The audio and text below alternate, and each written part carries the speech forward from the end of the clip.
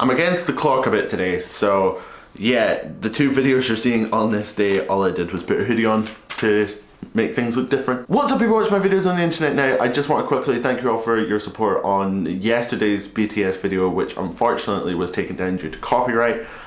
It was reacting to their Fake Love comeback show performance, which it was on track to be my most viewed video, which I was very proud of, but unfortunately it got taken down. I have filed a dispute, just, you know, for good measure, just to see if I can get the video back, but if not, thank you for your support.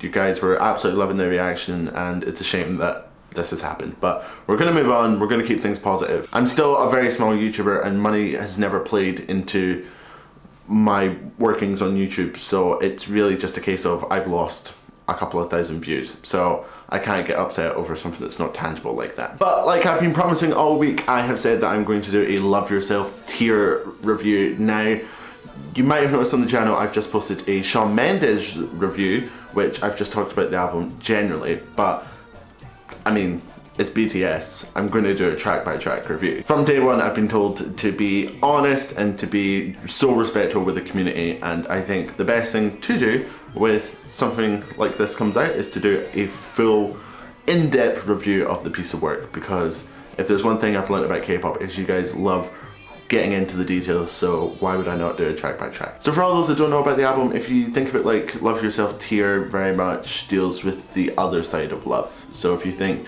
Love Yourself Her was dealing with falling in love, then Love Yourself tier is about breaking up and the harder sides of holding a relationship. So as I said, we're going to go through this track by track just as they appear in the album, and we'll talk about each one in a little bit of detail. So the first song is Intro Singularity. Now this is a very soulful song, like it's got the feels, and I just get this picture in my head of sitting in like a 40s style, 50s style like cabaret bar, everyone's just chilling out with a drink and this band's just singing their hearts out. I think it's a very nostalgic style song, and I think out of all the songs on the album, this one actually shows the vocal range and the vocal strength of the band perfectly. After that, of course, is Fake Love, which we have covered a lot on the channel already, and as we said a few times, that it conveys the story of, I think it's very much the breakup and the sort of emotions that they're going through, and even just listening to the audio, it conveys just sort of the anger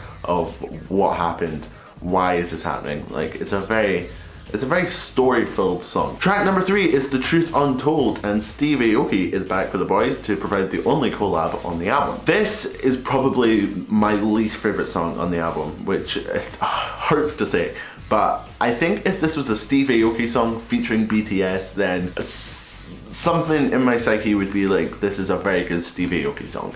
But I think as far as BTS go, I think they've had better ballads. I think if the musicality that's used in the last 30 seconds of the song was a bit more prominent throughout, then it would maybe be more of a favourite of mine, but as it stands, it's probably my least favourite song on the album. 134340, or however you're meant to say it, it's definitely one of my favorite songs on here. It seems that even BTS can do the Latin America feel. I mean, you listen to the song and you can just imagine sitting in a bar, which I do a lot of, so that's why this comes up a lot.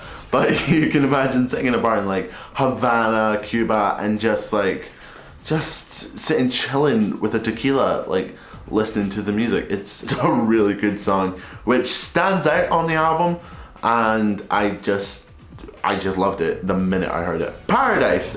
When this song first came on, it sounded like it was about to be a ballad, but it slowly comes into very much like a 90s R&B song feel, which was a very good surprise. I feel like this song could come on in a club in Scotland or something and people would get up and dance to it. It has got a very good consistent beat throughout. Now, Love Maze, I still actually don't know how I feel about it. It's definitely not my favorite song. If it was to come on while I was listening to the album, I wouldn't skip it, but it's not the first song I would go and listen to.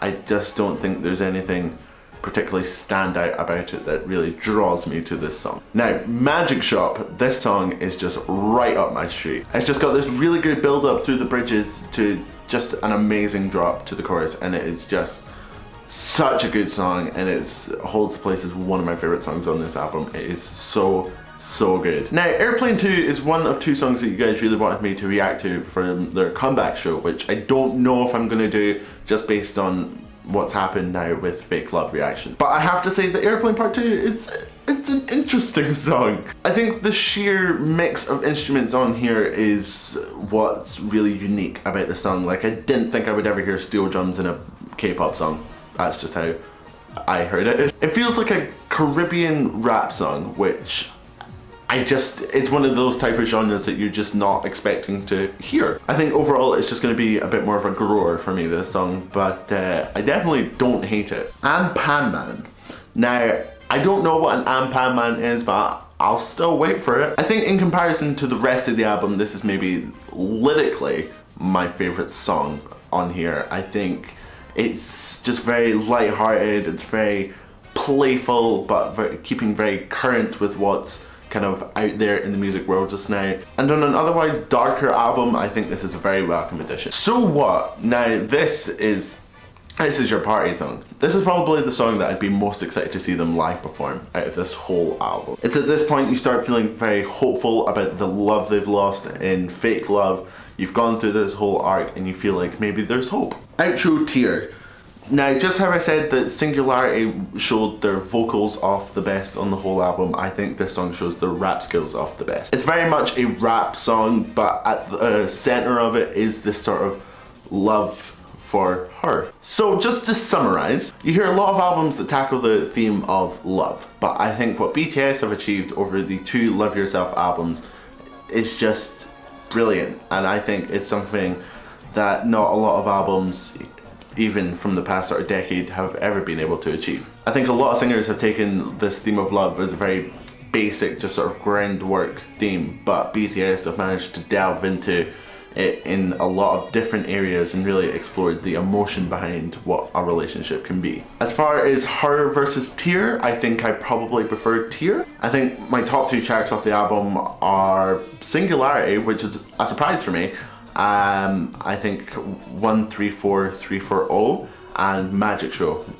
Just for the sheer uniqueness of each of these tracks, I think those are definitely my standout ones. I think, as I said, there's a few songs in there that will have to grow on me, but it's definitely a very, very good album. So now I hand this off to you. What did you guys think of Love Yourself Tear? Let me know your favorite songs in the comment section below. And as always, guys, let me know what you want me to react to in the comment section as well, just so I know what I need to film for next week. So I hope you guys have enjoyed this video. Remember to like, subscribe, comment, all that good stuff, and I shall see you guys next time. Stay awesome.